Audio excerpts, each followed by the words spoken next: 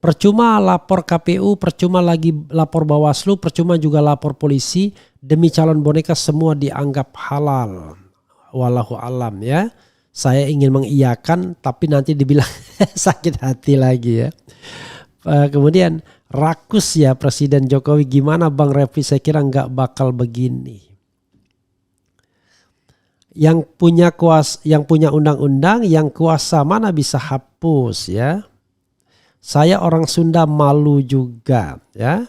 Ya malulah ya. Seorang sekelas Ridwan Kamil mau dijadikan boneka ya. Mau dijadikan alat untuk merusak demokrasi. Padahal dia orang yang punya elektabilitas di Jawa Barat ya. Pernah menjadi wali kota Bandung. Orang yang sangat terkenal. Tapi cuma segitu saja mentalnya ya. Mungkin takut juga dia nggak ngerti kita ya. Kalau saya lebih baik tidak usah jadi pejabat daripada harus menciderai, harus kemudian. Tapi ya mungkin orang yang sudah pernah berpolitik itu selalu begitu ya. Yang paling penting adalah menang ya.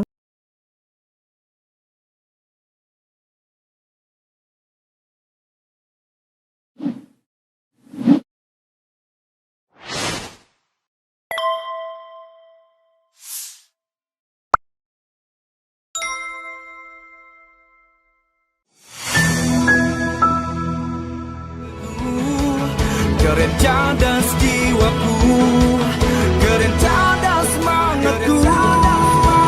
Refli Harun Channel, biar tak basa-basi gak sekedar kritik.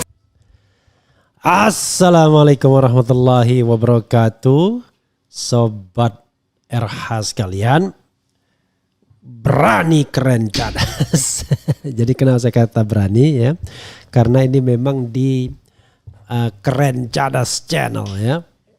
Keren Cadas. Jadi saudara sekalian, saya ada 4 channel ya. Yang satu Refli Harun Podcast, Refli Harun Best Statement, dan ini Keren Cadas ya. Keempat-empatnya berusaha kita hidupkan karena sudah terlanjur ya. Ya, jadi saudara sekalian, kita di berita hari ini ya, menarik kalau kita lihat perkembangan berita setelah saya off selama kurang lebih 3 hari ya, karena kebetulan saya ngajak anak keluar kota jalan gitu ya, anak saya yang autis kan kalau masih ingat ya. Hatimu bersih, tak pernah mendengki, tak pernah tak rasa sakit hati pada kehidupan ini. Kalau lihat ya, lagu kepada anakku yang out ya, kepada anakku yang autis. Ya saudara sekalian, coba kita lihat ya berita hari ini. Yang jelas masih didominasi oleh yaitu mengenai deklarasi saya bilangnya rakus ya, kalau mereka rawon ya, Ridwan Suswono. Kalau rakus bisa juga Ridwan Kamil Suswono, sama juga ya. Ini satir ya, satir itu sindiran ya secara kasar. Oke, coba kita lihat ya ininya, belum ada ya linknya. Kita lihat beberapa perkembangan berita hari ini yang bisa kita lihat ya. Misalnya Fahri Hamzah ejek Anies di depan Ridwan Kamil, sibuk kompetisi. Nggak ngerti maksudnya apa ya. Kalau mau jadi penjilat sih gampang. Saya kira ya. Atau ikut yang menang ya gampang ya. Ikut jadi pemenang itu mudah ya. Melipir aja pada pemenang. Hari ini kalau Anda melipir kepada Prabowo Jokowi nggak hebat ya rasanya ya. Kemudian ini ada juga Polda Metro hentikan kasus pencatutan NIK untuk dukung Darmakun. Alasannya sih benar, karena ini adalah tindak pidana pemilu. Tapi konsisten dong. Ya, kemarin-kemarin ada tindak pidana pemilu diproses juga. Ya, giliran tidak menguntungkan penguasa. Ingat nggak waktu kasus batubara? ada bocoran mengenai keterlibatan aparat dan lain sebagainya. Kan itu kan tindak pidana pemilu, mestinya kan diproses. Ya malah yang utamanya nggak diproses, yang pinggirannya diproses, yaitu menyebarkan berita bohong. Jadi konsisten dong. Kalau itu nggak konsisten ya, ya begitulah.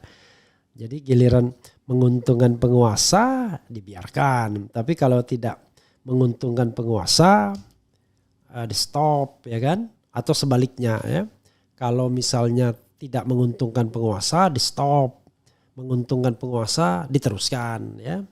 Pokoknya tergantung menguntungkan tidak penguasa. Jadi bukan genuine, ya. Kalau kita genuine sih nggak apa-apa, ya. Tetapi kalau tidak genuine, nah itu yang jadi masalah sesungguhnya, ya. Apalagi yang menarik misalnya? Yang menarik lagi banyak ya. Misalnya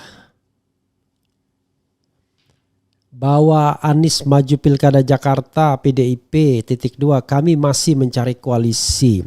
Kenapa dia tidak dorong yang namanya penghapusan threshold, ya? Kalau seandainya threshold dihapuskan kan bisa nyalon gitu ya. Ridwan Kamil bakal menghadap Caimin usai deklarasi Pilgub Jakarta. Kalau hitungannya adalah kemenangan, maka dua orang ini akan menang, insya Allah menang. Tadi bukan insya Allah ya, itu istijrodnya ya.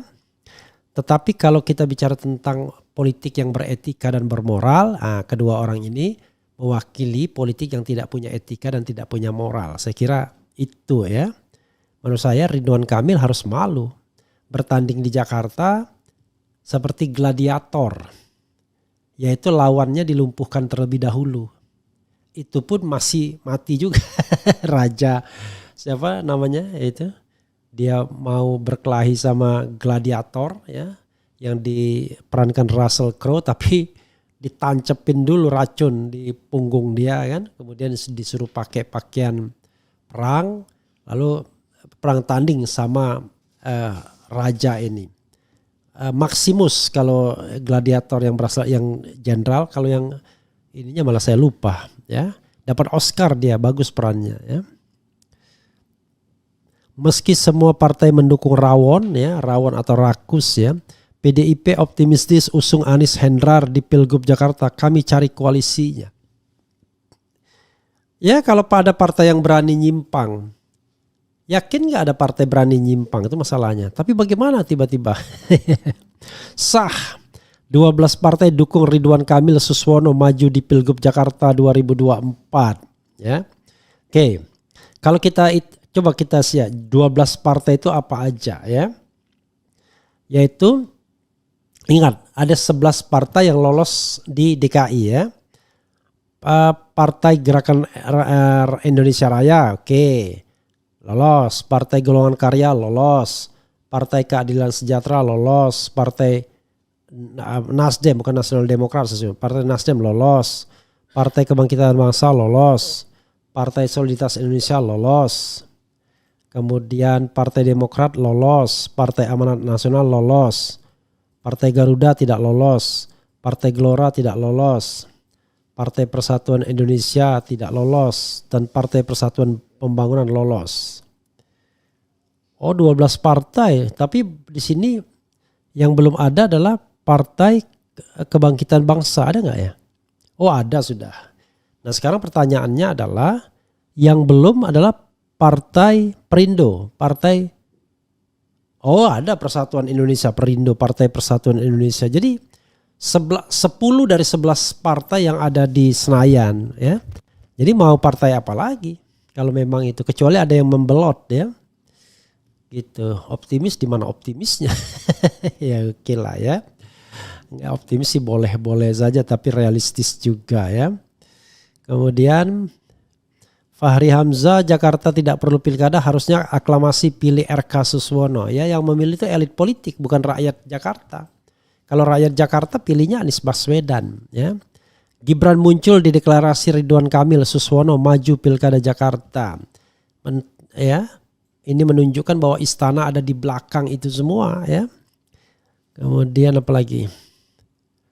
PKS, PKB, Nasdem berpaling dari Anies, hadiri deklarasi Ridwan Kamil Suswono maju pilkada. Ini kayak lagu Rano Karno ya.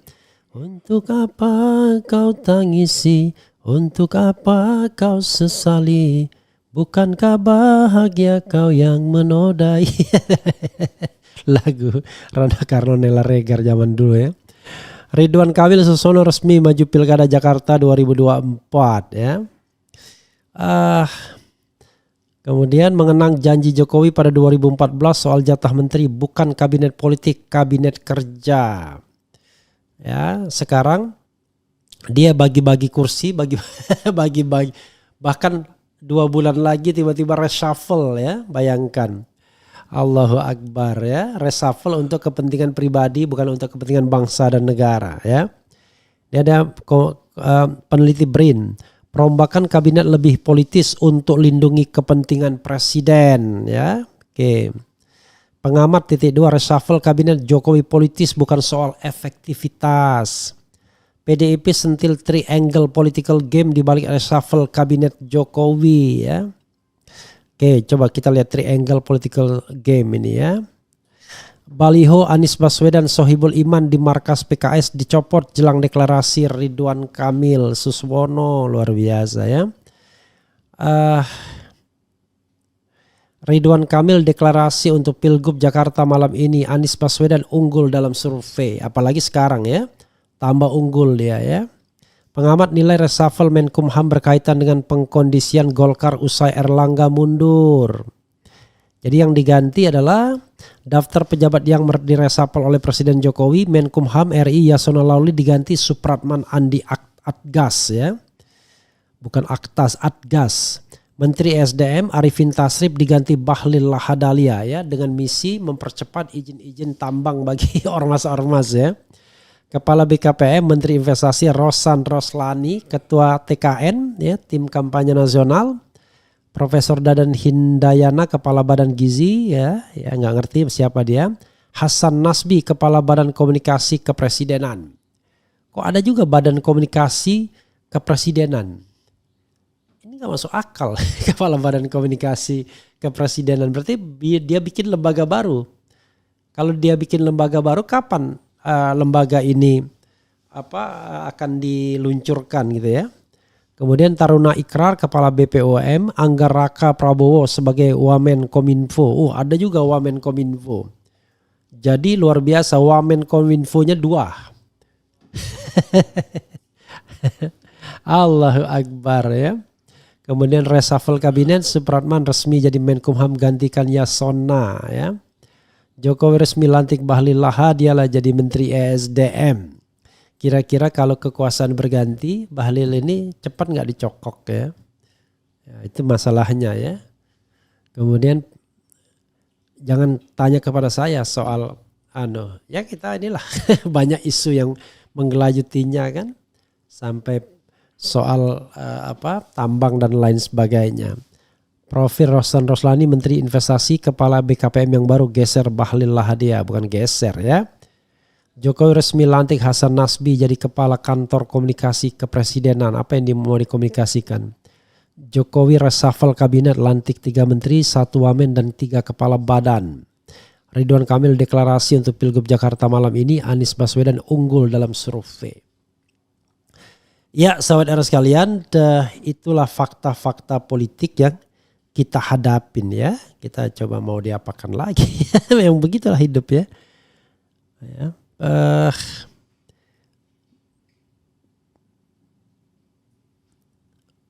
Oke. Coba kita bacakan komentar saja ya. Ada pertanyaan misalnya, apakah Anies Baswedan otomatis akan gagal 100%? Tidak. Dengan syarat ada 3 kondisi sih sebenarnya. Nanti saya akan bahas 3 kondisi tersebut di Refli Harun Channel ya. Ya, 3 kondisi bukan 2, 3 kondisi. Ya. Dengan 3 kondisi ini. Walaupun ya tentu itu harus ada perjuangannya ya. Coba kita bacakan komentar sobat RH sekalian terkait dengan isu-isu yang berseliweran ini ya. Dari Liken Sumartono, selamat tinggal PKS, atribut PKS udah dibuang semua. Waalaikumsalam. Kemudian waalaikumsalam.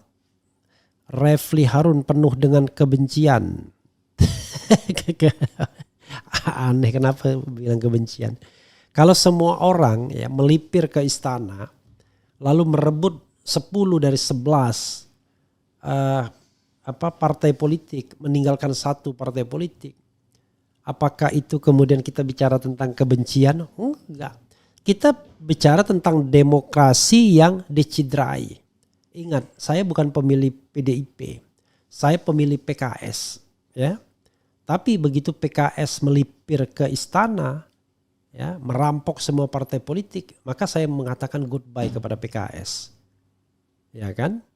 Jadi bukan karena kita kalah, ya kan? Ketika PKS datang dan ikut kepada pemenang, di situ saya tidak mau, karena saya inginkan bahwa tetap ada partai yang berani kritis pada kekuasaan, biar ada check and balances. Jadi Suherman Mukti ya, kalau Anda masih ngomong soal kebencian-kebencian, maka Anda orang yang betul-betul dibayar oleh rezim ini ya. Bayangkan. Fahri semakin jelas kedengkiannya sama Anies, orang yang katanya lahir dari partai kader partai dakwah. Nah ini juga saya tidak setuju pada Ahmad Rifai ya. Kita nggak usah bicara kedengkian, kebencian, vice versa, bolak-balik. Kita lihat saja apa yang menjadi statementnya, gitu loh. Ya, whatever the motive, tapi statementnya itu benar atau tidak. Ya, kalau menurut saya statement itu aneh. Deklarasi rakus Ridwan Kamil Suswono, luar biasa. Kemudian rakus versus people, power people DKJ ya. Kemudian Firmas Taufik masih juga ngomong begini, barisan sakit hati dan lain sebagainya. Ya kita sakit hati benar. Sakit hati tentang demokrasi yang mati di negeri ini. Anda gak ngerti ya. Tentang demokrasi yang mati di negeri ini. Lalu tentang orang-orang yang oportunis. Orang-orang yang hanya ingin jabatan dan uang. Itu ya. Padahal janji kemerdekaan itu adalah mensejahterakan seluruh rakyat. Sementara ekonomi corang-moreng. Lalu kalian memuji orang yang sudah menghancurkan ekonomi Indonesia. How come? Ya. Kemudian percuma lapor KPU, percuma lagi lapor Bawaslu, percuma juga lapor polisi. Demi calon boneka semua dianggap halal. Wallahu alam ya. Saya ingin mengiyakan tapi nanti dibilang sakit hati lagi ya. Kemudian rakus ya Presiden Jokowi, gimana Bang Refli, saya kira nggak bakal begini. Yang punya undang-undang, yang kuasa mana bisa hapus ya. Saya orang Sunda malu juga ya. Ya malulah ya. Seorang sekelas Ridwan Kamil mau dijadikan boneka ya. Mau dijadikan alat untuk merusak demokrasi. Padahal dia orang yang punya elektabilitas di Jawa Barat. Ya. Pernah menjadi wali kota Bandung. Orang yang sangat terkenal. Tapi cuma segitu saja mentalnya ya. Mungkin takut juga dia gak ngerti kita ya. Kalau saya lebih baik tidak usah jadi pejabat daripada harus mencidrai, harus kemudian. Tapi ya mungkin orang yang sudah pernah berpolitik itu selalu begitu ya. Yang paling penting adalah menang ya. Kemudian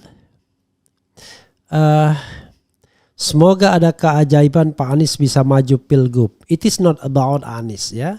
Ini adalah tentang demokrasi. Jadi Anies boleh maju, boleh tidak maju. Tetapi tentu orang kan mempermasalahkan kok orang dengan elektabilitas tertinggi kok nggak bisa maju. Kan begitu. Ya. Padahal kalau dia maju ya secara teoritis dia akan menang. Itu bro masalahnya bro ya. Kemudian benar-benar Golkar udah diambil alih oleh penguasa.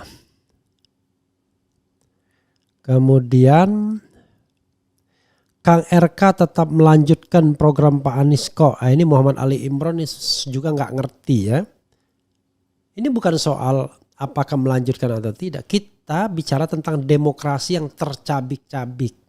Kalau memang tidak ada demokrasi, ngapain kita bikin pemilihan langsung? Mending aklamasi aja kalau begitu, ya kan? Maksud pemilihan langsung itu adalah agar rakyat bisa memilih presiden, gubernur, bupati, wali kota secara langsung, tidak dikendalikan oleh elit politik. Kalau begini, ya sama aja bohong namanya, kan gak ada pemilihan. Orang calonnya cuma satu dan calon independennya calon-calonan, ya kan? Gitu. Udah final bang, ini 1000% Anies nggak nyalon. Kasihan rakyat DKI dikasih menu sampah Jawa Barat.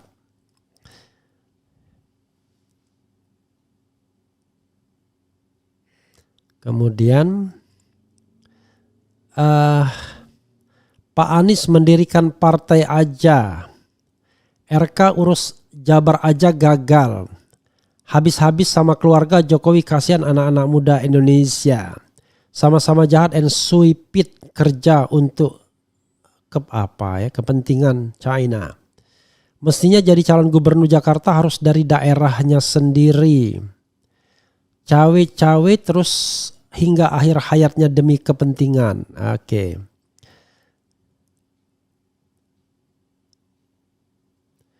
Apa lagi?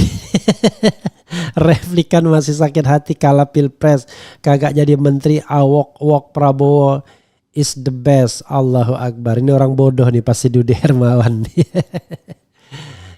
Itulah kalau orang bodoh ya, melihat jabatan itu segalanya. Saya mana tertarik saya. Jadi walaupun saya pernah direkrut untuk tim Prabowo pada 2022 ya, ketika belum ada deklarasi-deklarasian, saya tetap tidak mau karena yang kita yang kita depankan adalah nilai. Ya. Makanya saya bilang, bagi saya Anies jadi gubernur, Anies tidak jadi gubernur, ya saya tetap begini aja, nggak akan kemana-mana juga. Ya, dan kalau Anda menganggap bahwa jabatan menteri itulah segala-galanya dalam hidup, itu urusan Anda. Kalau bagi saya enggak ya.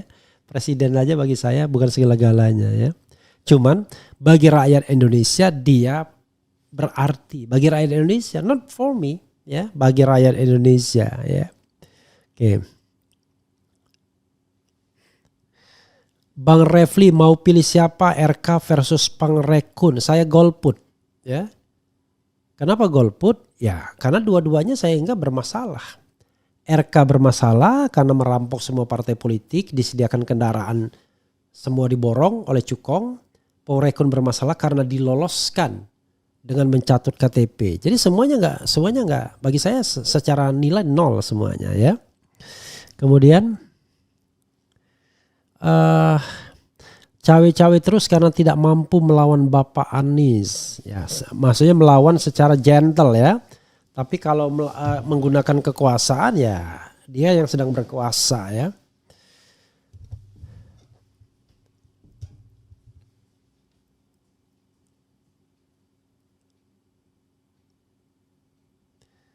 Apa tanggapan tentang pernyataan Syahganda tentang RH yang kata dia Wowo belum dilantik tapi RH udah musuhi Wowo.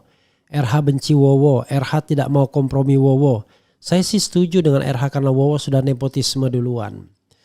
Jadi sobat RH sekalian, gak ada konsep saya benci dan membenci. Yang saya nilai itu adalah kelakuannya.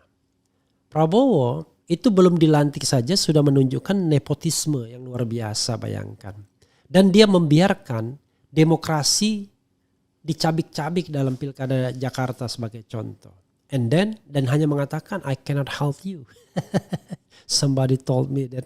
Ya, his response to Golkar accusation is sorry I cannot help you. Luar biasa kan?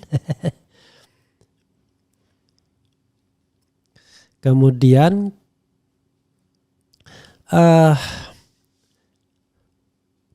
Bung Refli, ketua partai semua laki-laki, cuman satu yang perempuan. Tapi anehnya yang perempuan gagah, yang laki-laki cengeng, pingin permen. Ya saya juga bukan tidak mengkritik Bu Mega, ya Bu Mega begini karena juga ya, makanya saya Saya kan pengkritik PDIP juga selama dia bermesraan dengan Presiden Jokowi. Jadi kalau saya anggap yang baik kita bilang baik, yang tidak baik ya kita bilang tidak baik. Ya. Dalam konteks menentang nepotisme baik, tapi untuk hal yang lain tidak baik. Jadi contohnya Mega misalnya gini, memberlakukan presiden sebagai petugas partai saya tidak setuju.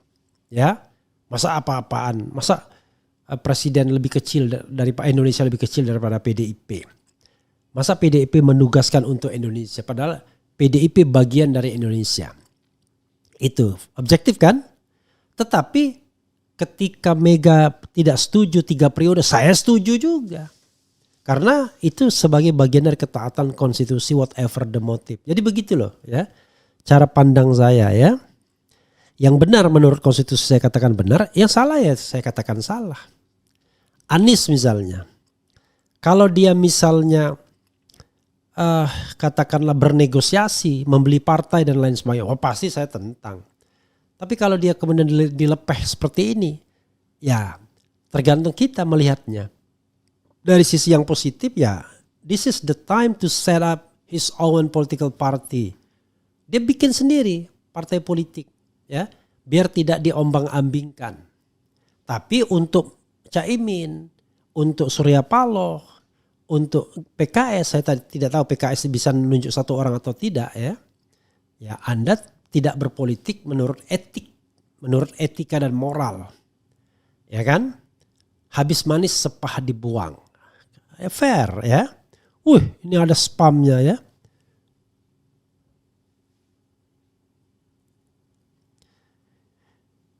Apa nih boom ini banyak sekali nih kayak spam begini ya.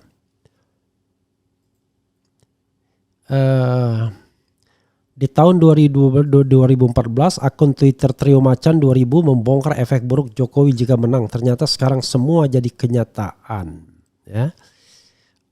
Saya harus objektif juga, kenyataan bagi kita yang merasa mempermasalahkannya. Tapi bagi orang-orang seperti Kodari, Hasan Nasbi, ini bukan masalah. Ini adalah kehebatan Jokowi ya. Halo Kodari.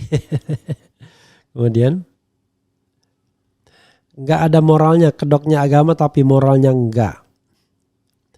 Apakah KTP Refli Harun, istri dan anak-anak dicatut oleh Dharma? Kami warga Pondok Ranggon akan bikin laporan polisi karena dia memalsukan surat pernyataan dukungan dan tanda tangan kami, Pak. Ini benar-benar kriminal. Saran saya tidak usah maju ke polisi, ya. Polisi tidak akan bantu Anda, ya. Dia akan bantu penguasa. Karena itu lapor saja ke LBH atau lapor kepada Bawaslu kalau masih percaya Bawaslu. Paling tidak untuk menunjukkan bahwa ada perjuangan moral di sana, ya. Karena polisi kan bilang giliran batubara kemarin, wah ini kasus bukan kasus pemilu. Tapi giliran Ridwan Kamil dibilangnya kasus pemilu. Nggak mau ikut-ikutan ya. Allahu Akbar ya. Benar kata orang, saya sakit hati ya. Saya sakit hati dengan penegakan hukum di negeri ini. Sakit hati dengan keculasan tentang demokrasi yang dibunuh dan lain sebagainya. Tapi yang one thing for sure, kalau Anda bilang saya sakit hati karena tidak jadi menteri, karena tidak jadi ini itu, Anda bodoh. Saya orang yang tidak tertarik dengan jabatan apa-apa. Yang saya inginkan adalah kebebasan. Kebebasan yang berada di republik yang sama-sama kita cintai ini. Bebas berpendapat, bebas berargumen, bebas untuk tampil di media dan lain sebagainya. Kalau ini kan kita menghadapi orang-orang yang penakut ya. Televisi kalau kita nggak punya agenda yang sama dengan dia, di ban kita dia. Ada televisi yang sekarang mulai ban saya lagi, it's okay, ya kan? Sepanjang kita punya media sosial kita bisa menyuarakannya. Jadi begitu ya sobat era sekalian. Ya. Don't be fool, jangan jadi orang bodoh ya. Jadi orang please become a smart people.